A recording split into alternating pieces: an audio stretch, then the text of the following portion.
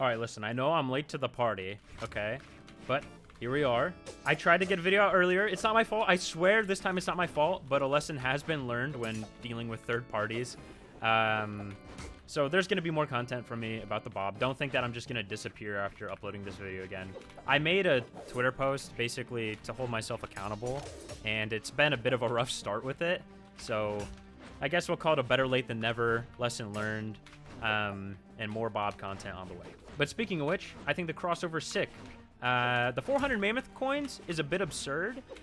Whatever the reason is, it kind of sucks that they had to make it that price because 300 was not cheap before. And to spend 400 for just SpongeBob alone is pretty nuts. And I have a feeling the reason they did that is to make it even a worthwhile, like, deal, I guess, for the Nickelodeon people anyways, or whoever they dealt with. If not, BMG's just the band, man. I don't care. They're absolutely raking it in anyways. Like, even if they had it at 200, dude, they still would be making some absurd amount of money. I would love to see how much they actually make per crossover anyways. But this one is already going to be one of the more popular. And, yeah, at that higher price point, it's ridiculous. Speaking of absurd, dude, the muscle sigs are just crazy. I actually thought I was going to hit a crazy little side sig there. Again? We'll go for it again. Dude. Rayman sigs are actually way faster than you think, but the side sig, whew, it's huge. It doesn't even match Rayman remotely.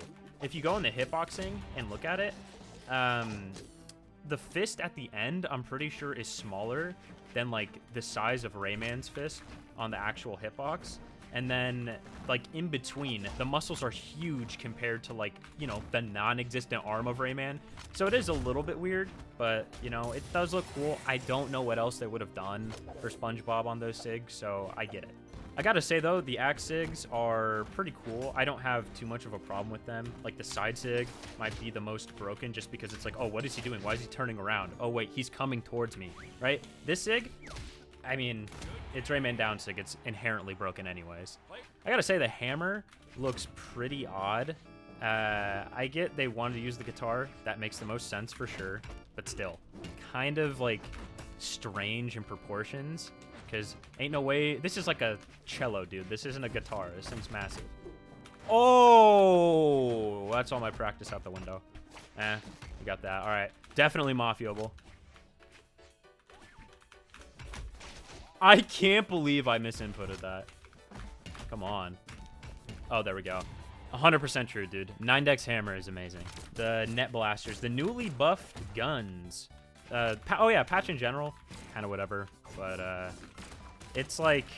Gaunts I still think are good. They did nuke some of the follow-ups you could do. And then, really from there...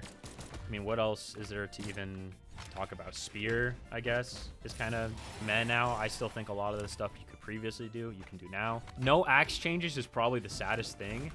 I always have, like, a conspiracy that Blue Mammoth is trying to have ulterior motives when it comes to balance. I mean, all the characters released have things that were either left alone or buffed. You could say SpongeBob ended up getting nerfed because of the gauntlets, and yeah, I'd agree. But Axe not being changed, dude, it did so well at BCX. Normally, you're going to want to look at something like that. I get Kindness crazy. I get Godly's crazy. I get there was, you know, Acno Blaze playing Axe as well, but there was a lot of it. Oh, yeah, another thing they did in the patch was orb buffs.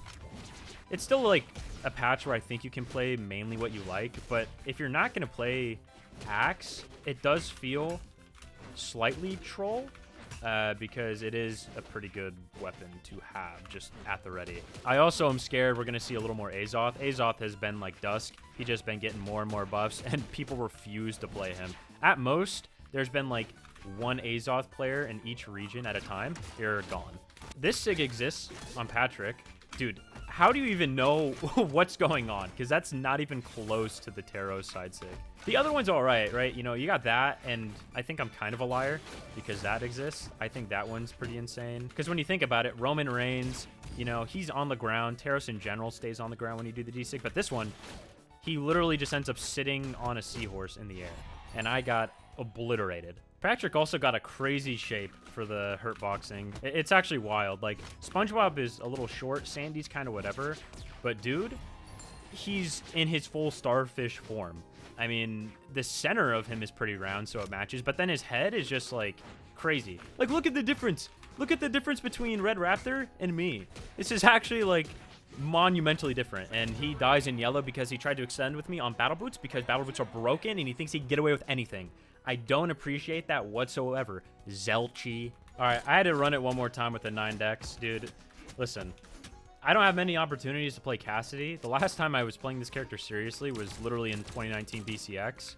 And I had fun playing her then. I totally forgot that I even played the character for like a serious tournament. But I don't know if I'm actually going to be playing this in anything major as far as tournaments. Because, you know, it's Cassidy still. Axe is really good. Like, there's other things to play. Jaehyun in ones, you know. I feel like that character's calling my name a little bit. Playing some great sword.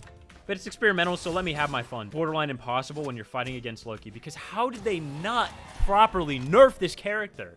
It's really infuriating because the side sig on Katars is one of the best sigs alongside the, what is it? The Sai side sig, which the Sai side sig did get nerfed a little bit, which I don't know how much that truly did. I get they're a little higher decks.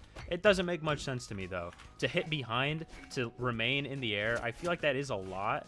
In a way, I compare it to, like, Lin Fei. I think that's, like, a crazy thing to have. It's just, like, Lin Fei, Qatar side sig on steroids. And you can't forget the fact that they did nerf the Qatar D-Sig by 2 damage. So, yeah, that also was a fabulous change. And then Azoth buffs. Yippee. It's going to be a very fun patch, dude. I think we're going to be in Axe Limbo. Oh! There's no way! That didn't work! That didn't hit! Well, I mean, I didn't even see how, like, that sig manipulated him. He's not done. He's not done. He's not done. He's got Scythe.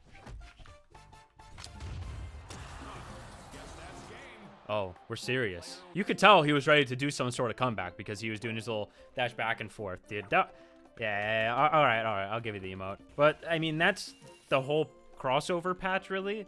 They're all good skins. I think there's some weird things that they need to iron out, and I'm sure they're going to do bug fixes and stuff. But the color stuff is very important. It's hard to see in 2v2s. The SIGs in general, I don't think are too bad. They're not going to change them, though. That's probably a whole can of worms that they themselves, BMG, can't even deal with because they've already, you know, signed the dotted line and I'm sure contracts and stuff. But yeah, Axe meta, everyone's going to be playing the Spongebob crossovers. No one can tell anyone apart, but we have Spongebob, and it only cost you an arm and a leg to get a single skin. But he had a gold border. Remember that. Thank you guys for watching. There'll be a 2v2 video coming out tomorrow. See ya.